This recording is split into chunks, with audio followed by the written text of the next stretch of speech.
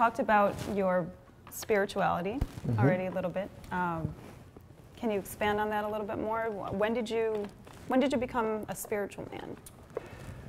I would say I acknowledged it when I was 8, 9, 10 years old. Oh, okay. There was, I experienced, verbal abuse, physical abuse at the hands of, more verbal than physical, I would say, at the hands of my mother. And this one particular incident, she held me down one night and put her knees on my arms, and she smashed a bowl of cake and ice cream in my face. And so I went into the bathroom and I'm crying and trying to get the cake and ice cream off my face. And I had a moment. I had an epiphany. You asked me, when did this warning or this desire to act come about? And I gave you one of my mundane experiences, but this is more of a metaphysical experience right here.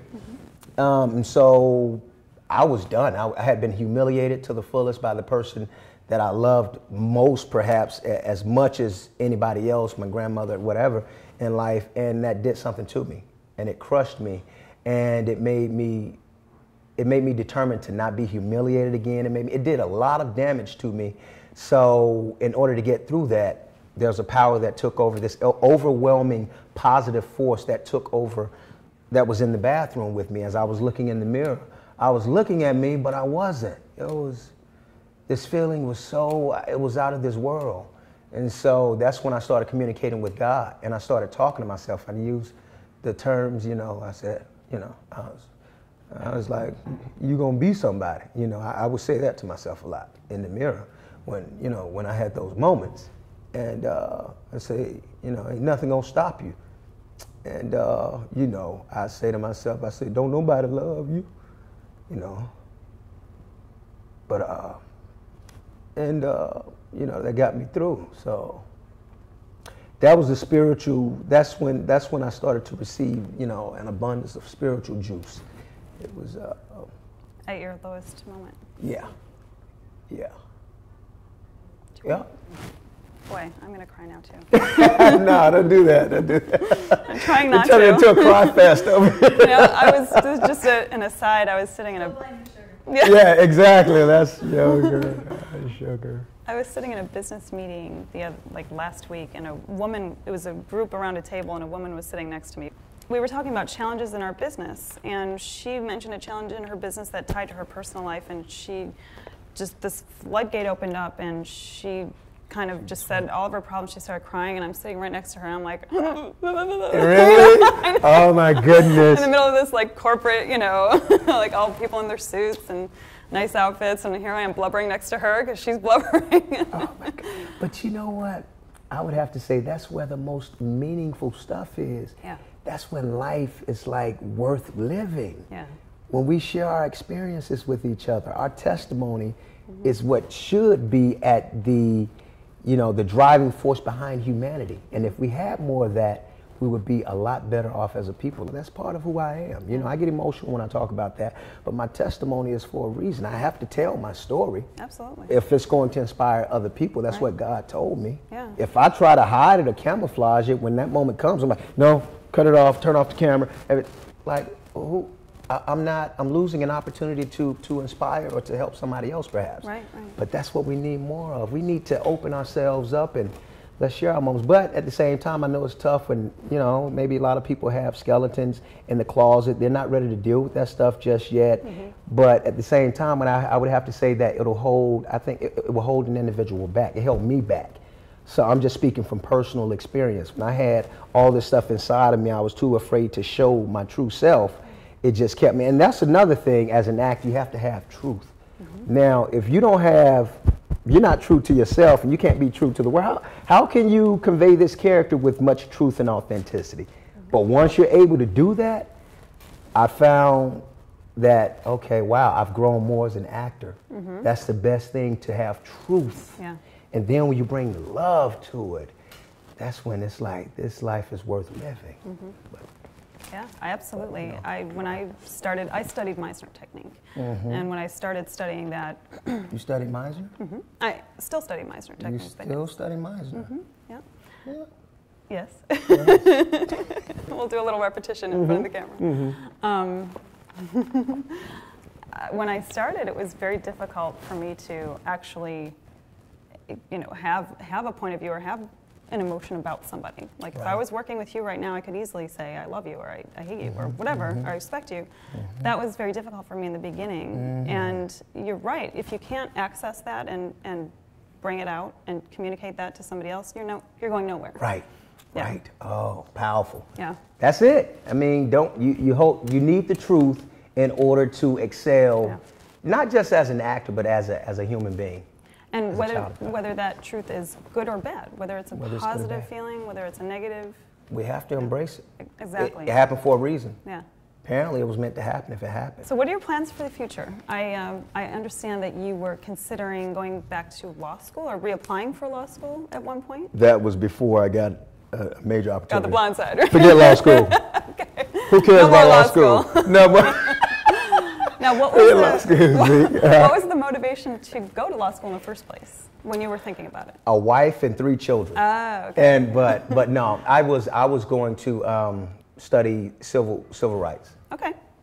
And entertainment law. I was still going to continue acting, but I wanted to kind of counter like all the experiences I had. I had a lot of negative experiences in my life where a lot of people were innocent, but they were treated wrongly because I guess maybe say certain cops, not all, or certain individuals, because they knew that they didn't have any, I guess backup.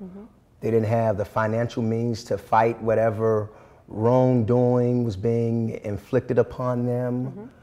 So that was part of my quest because it happened to me so many times where I was doing nothing and I was thrown against a car, had handcuffs put on me, accused of murder. This is when I was at the University of Georgia. Wow. And really? I'd like to elaborate on that really quickly though. And yeah, absolutely. when I was in the 9th grade, I was in the 10th grade, 11th grade. I think one of my cousins, somebody took my license off the dresser.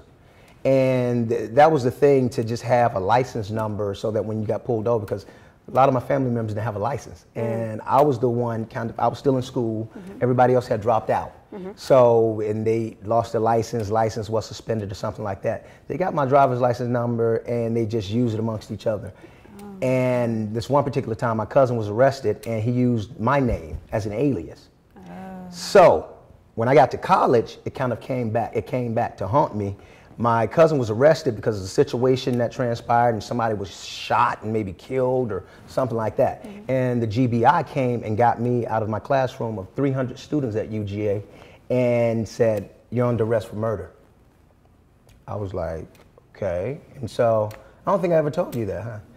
And he put the handcuffs on me and I think they were just trying to scare me or whatever, but I mean, that was wrong to say I'm under arrest for murder. Right. That was a violation in itself.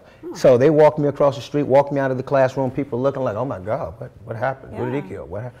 And so they tried to try to get information out of me by scaring me. And my thought process was, whatever happens, because I had arrived, I felt like, spiritually I was, whatever happens, happens. It was meant to happen. Right. So if I have to serve, 20 years in prison, it doesn't matter. Like, that's part of the story. That's part of the testimony that God wants me to have. So I can inspire and help and save other people. That's what I was feeling. So I say if they do railroad me and they send me to prison for all that amount of time, I'll probably spend that time, maybe get my degree and get as much education as I can get. So when I get out, I can do something about it. Right. Yeah. So that's the reason why I was planning on studying civil rights and entertainment, of course, for obvious reasons. So what happened? How did you get out of that? They just sat me down for about 20 minutes on the concrete slab and questioned me at length, and they asked me what his name was, and I said, listen, we call him Lil C. Is this your cousin? This is my cousin. This is my cousin. So he wanted me to tell him where they could find him. I said, well, I only have known him to be at my grandmother's where I lived when I was in high school. I said, but that's all I know. You're not going to get any more information out of me because I don't know anymore. And so they eventually let me go. And I went and called my grandmother, and she was furious with him. So she had a few words, you know, for my cousin for getting me caught up in that situation. But that was the end of that. It was not. I feel it was nothing more than to just a ploy to scare me, like senseless. Yeah. But it didn't have that effect that they desired. Right. Yeah. And you were going to go to law school partly out of that experience too. Yeah. Oh, yeah, definitely. That and other experiences I had in the inner city, in the housing project. Yeah, a bunch of those. It's amazing. Quite a few. I think, it's just, you know, people are poor. They don't have any way of kind of protecting themselves or whatever. You know, people tend to listen to, you know, other people that inflict harm upon them. They tend to listen to that, maybe sometimes that devil on that side, you know, as opposed to that angel. It's like, well, they're not going to do anything. And then plus they're dealing with their issues. They're stressed out. They, you know, maybe the husband or wife giving them problems at home, and they displace that anger and they take it out on other people. So, you know, everybody deals with their problems differently. So, has this?